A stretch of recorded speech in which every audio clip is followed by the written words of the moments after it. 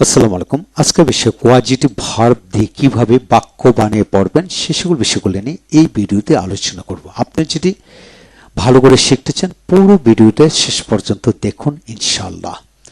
আজকে ভিডিও লেকচারটি খান মেথডে complete book of tense and auxiliary verb এই বই থেকে নেওয়া হয়েছে। এখন আসেন আমরা কোয়াজিটিভ ভার্ব যেহেতু বাক্য পড়ব। যেমন আমি তাকে দিয়ে কাজটি করাই, সে আমাকে দিয়ে অঙ্ক করায়, মা আমাকে দিয়ে রান্না করায়, মা তোমাকে দিয়ে ঘর পরিষ্কার করায়, তিনি আমাকে দিয়ে ছাত্র পড়ায়, তিনি আমাকে দিয়ে ইংরেজি পড়ায়।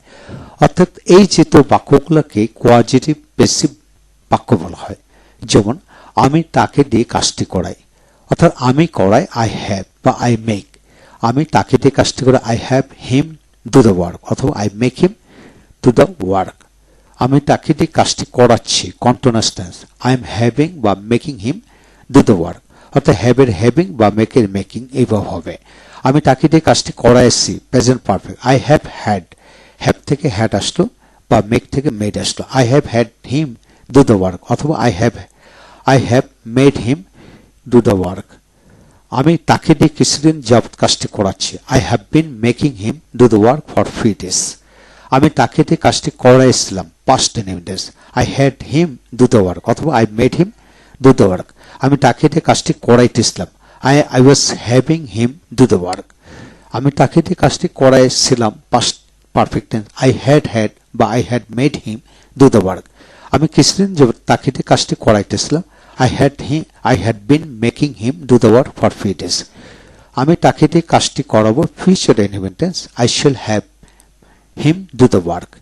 তাহলে এইভাবে আমি কাজটি করাই, সে আমাকে দিয়ে অঙ্ক করায়, মা আমাকে দিয়ে রান্না করায়, মা আমাকে দিয়ে ঘর পরিষ্কার করায়। এইভাবে আপনি বাক্যগুলো তৈরি করেন, অর্থাৎ দু এক জায়গায় হাজার হাজার ভার বসে এইভাবে আপনি বাক্য তৈরি করতে পারবেন ইনশাল্লাহ। এছাড়া কোয়াজিটিভ ভার্ব আরেকটা নিয়ম হলো যে আমি কাজটি করিয়ে নেই। একটা হলো আমি তাকে দিয়ে কাজটি করাই, আরেকটা আমি কাজটি করিয়ে নেই, আমি সে অঙ্ক করিয়ে নেই, তিনি কাপড় ধৌত করে নেই, আমি আমার চুল কাটিয়ে নেই, মা রান্না করে নেই। এই যে এই ধরনের বাক্যগুলোকে আপনি এইভাবে তৈরি করবেন যে আমি কাজটি করি নেই, অর্থাৎ আমি নেই, আই হ্যাভ কাজটি দ্য ওয়ার্ক, করিয়ে মানে পূর্ণ গঠন done, I have the work done. আমি কাজটি করে নিচ্ছি, I having the work done. আমি কাজটি করে নিয়েছি, I have had the work done. আমি কাজটি করে নিয়েছিলাম, আই হ্যাড দ্য ওয়ার্ক ডান।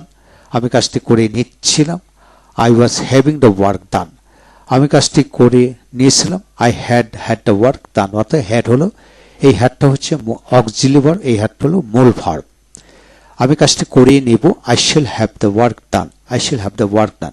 এই যেহেতু সবগুলো বাক্যকে এরূপ গঠনে বাক্য তৈরি করে পড়বেন ইনশাল্লাহ।